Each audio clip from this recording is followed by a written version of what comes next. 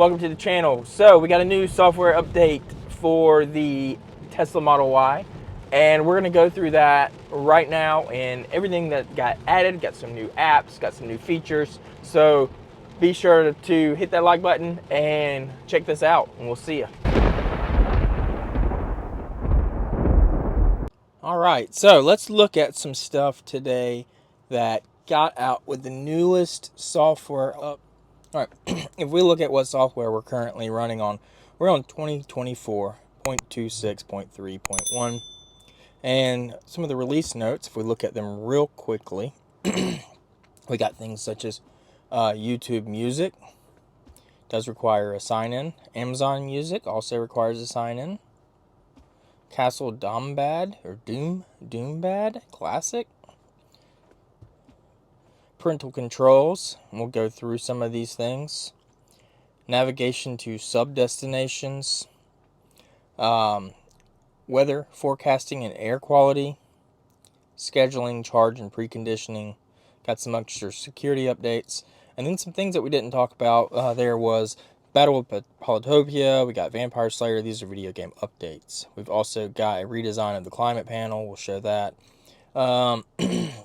Some of the other stuff with the climate panel. Zoom meeting updates where you can use full screen.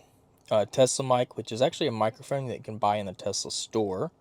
And I think that is to use in conjunction with the karaoke, where you can sing karaoke in the car and you can use the microphones. And then control search now surfaces climate related features in navigation when searching for an address. So I'm not real sure about that. We can check that out though. Alright, so one thing, the sub destinations, so searching, we're not going to try this. Maybe we will try this out actually. So let's get started with that stuff. So obviously here in the app screen, we've got some new apps. We already had several good apps here. We had things like TuneIn Radio, Spotify, streaming, karaoke, Apple Music, Apple Podcasts, and Audible, which was the latest one to get added until today. We now have Amazon Music and YouTube Music. So we have a lot of streaming services that are native to the stuff. So just to look at what that looks like. So this is Apple Music. This is using my account on Apple Music, which I have. I don't have a YouTube Music. Can't show you. But basically, it's all of your actual stuff. Like these are things that I played throughout all these years of owning Apple Music. Obviously, you can see there was a gap between 2016 and 2023 of me not owning Apple Music. But you know, you got all your different stuff, classical, baby music, whatever you want, playlist. You can listen to CDs automatically. So you've got this nice way to do things with Apple Music. YouTube Music and the Amazon Music will be very similar to this, where you can, go through the different genres and look at stuff. So the other thing we got here, some new games.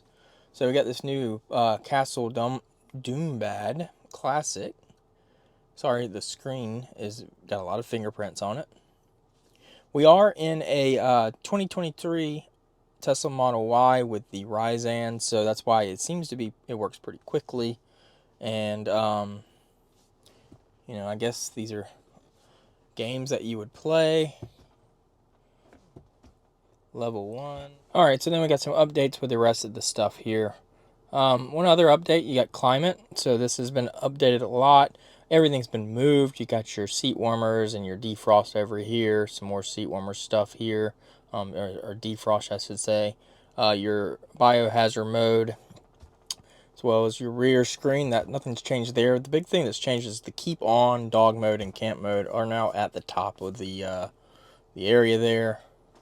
Okay, some other things here. You got weather up here. So while you're driving, you got weather. You can see here that it's going to rain. It kind of goes through kind of what the next few hours are. What's the temperature, chance of rain, percentage, humidity, wind, and UV index. And then you also have AQI. All right, so one of the most important things that we've got is this scheduling.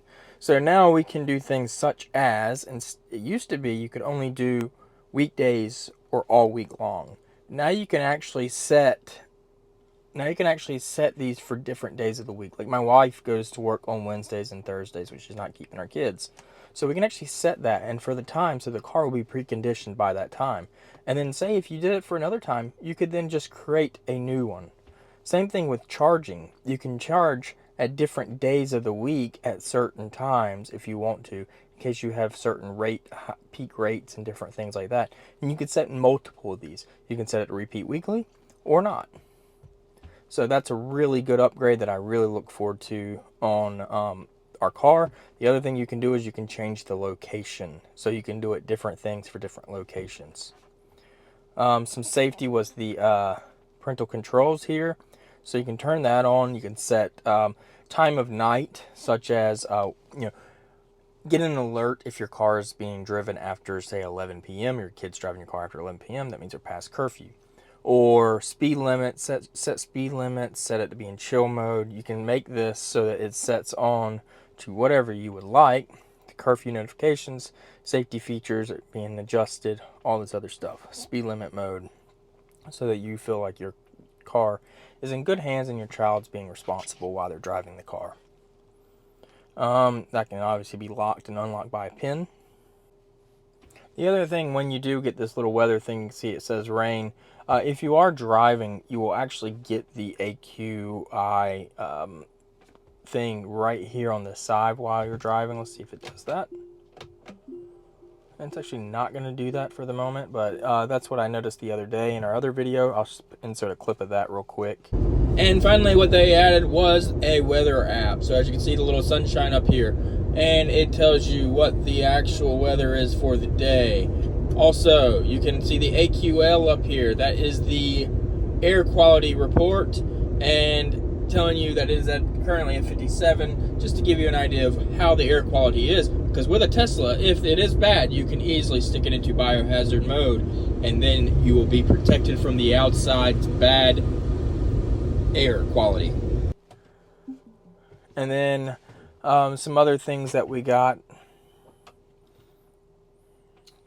Okay, so that video cut short a little bit, but I want to just say, the navigation with the sub spots, I couldn't get it to work. I'm not really entirely sure what that is. Supposedly, this is what it's supposed to be, at least from what I read, was that it means if you navigate to a airport, you should be able to do a sub destination, which is, say, like Terminal C, Terminal G, whatever it is, for drop off,